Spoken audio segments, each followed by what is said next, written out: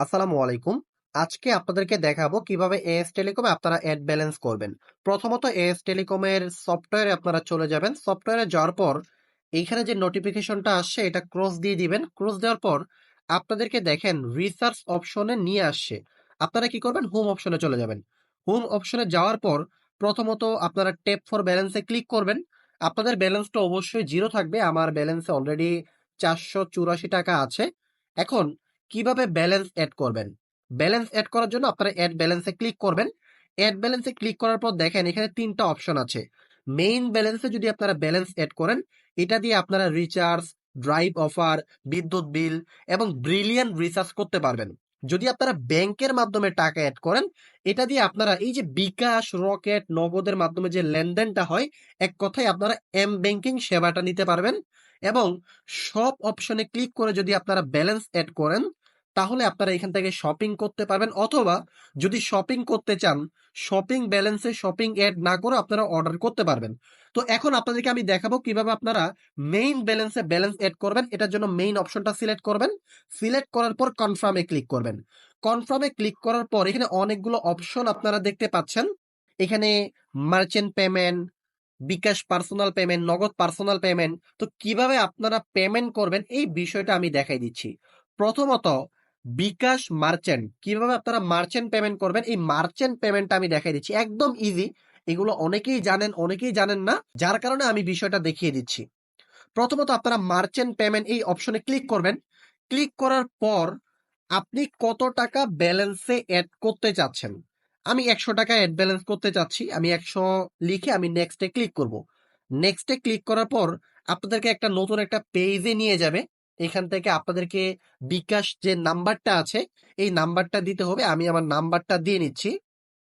Number দেওয়ার পর আমরা কনফার্মে ক্লিক করব। কনফার্মে ক্লিক করার পর একটা ওটিপি কোড আসবে। এই ওটিপি কোডটা আমি বসিয়ে দিব। অলরেডি আমার ওটিপি কোডটা চলে এসেছে ১৬৯১০২। এখন আমি আমার বিকাশ অ্যাকাউন্টের পিনটা দিয়ে দিচ্ছি। ওকে। আপনারা দেখতে পাচ্ছেন ভেরিফিকেশন সাকসেসফুল। আমার পেমেন্টটা কিন্তু অলরেডি কিন্তু কমপ্লিট হয়ে গিয়েছে। এখন এই যে পেমেন্টটা কমপ্লিট হয়ে গিয়েছে এটা আমরা চেক করব কিভাবে? দেখেন অলরেডি আমার নোটিফিকেশন চলে আসছে। আমি যদি আবার ক্রসে ক্লিক করি এবং হোমে যদি যাই, ট্যাপ ফর ব্যালেন্সে যদি ক্লিক করি, দেখতে পাচ্ছেন আমার ৪৮৪ টাকা ছিল, এখন ৫৮৪ টাকা দেখাচ্ছে। বিকাশ পার্সোনালের মাধ্যমে টাকা এড করার জন্য আমরা হচ্ছে আবারও মেইন সিলেক্ট করে আমরা কনফার্মে ক্লিক করতেছি। কনফার্মে ক্লিক করার পর এখানে বিকাশ পার্সোনাল নামে একটা অপশন আমরা পেয়ে যাব। এইখানে দেখতে পাচ্ছেন বিকাশ পার্সোনাল নামে একটা অপশন আপনারা অলরেডি দেখতে পাচ্ছেন। এই বিকাশ পার্সোনালে হচ্ছে আপনারা ক্লিক করবেন। ক্লিক করার পর আপনি কত টাকা এড করতে চাচ্ছেন? আমি ১০০ টাকা এড করব আবারও। আমি এর আগে মার্চেন্ট পেমেন্ট করেছি ১০০ টাকা। এখন বিকাশ পার্সোনালের মাধ্যমে আমি আরো ১০০ টাকা অ্যাড মানি করব। আমি ১০০ সিলেক্ট করে আমি নেক্সটে ক্লিক করলাম। নেক্সটে ক্লিক করার পর এখানে দেখেন আমাকে একটা ইন্টারফেসে নিয়ে আসছে। এখানে গুরুত্বপূর্ণ বিষয় একটু নোট করে রাখেন।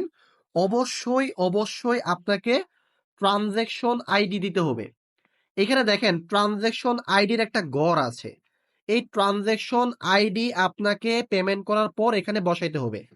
এখন এই ১০০ টাকা আমি সেন্ড মানি করব। ১০০ টাকা সেন্ড মানি করার জন্য এখানে একটা নাম্বার দেখতে পাচ্ছেন আপনারা।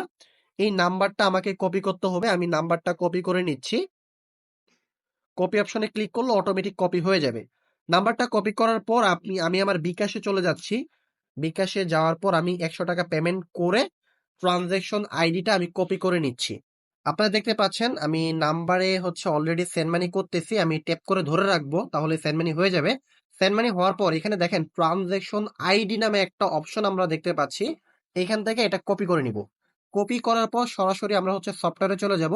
সফটওয়্যারে যাওয়ার পর এই ইন্টার ট্রানজ্যাকশন আইডি এইখানে আমরা আইডিটা পেস্ট করব।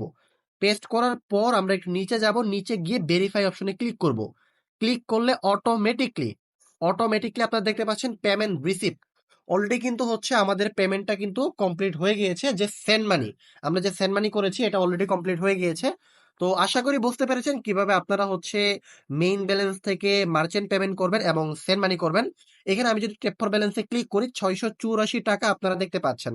আরেকটি ইম্পর্টেন্ট বিষয় আপনাদেরকে জানিয়ে রাখি, এখানে অ্যাড ব্যালেন্সে যদি আপনারা ক্লিক করেন, এখানে দেখেন মেইন অপশনে যদি আপনারা ক্লিক করেন, ক্লিক করার পর এখানে একটু যদি নিচে যান, আপনারা হচ্ছে এই যে ডিবিবিএল, এক কথায় যদি বলি, আপনারা ব্যাংকের মাধ্যমে অথবা বিকাশ যে এজেন্ট নাম্বারগুলো আছে, নগদ এজেন্ট নাম্বারগুলো আছে, রকেট এজেন্ট নাম্বারগুলো আছে, এই নাম্বারগুলাতে বা ব্যাংকের মাধ্যমে যদি আপনারা অ্যাড মানি করতে চান, তাহলে অবশ্যই অবশ্যই আপনাদেরকে হোয়াটসঅ্যাপে নক করতে হবে অথবা টেলিগ্রামে নক করতে হবে। আশা করি বুঝতে পেরেছেন কিভাবে আপনারা ব্যালেন্স অ্যাড করবেন, এবং গুরুত্বপূর্ণ বিষয় এটা সবসময় মাথায় রাখবেন, যদি আপনারা ব্যাংকের মাধ্যমে টাকা অ্যাড করতে চান অথবা এজেন্টের মাধ্যমে টাকা অ্যাড করতে চান, তাহলে অবশ্যই অবশ্যই হোয়াটসঅ্যাপ এবং টেলিগ্রামে আপনারা নক দিয়ে টাকা অ্যাড করবেন।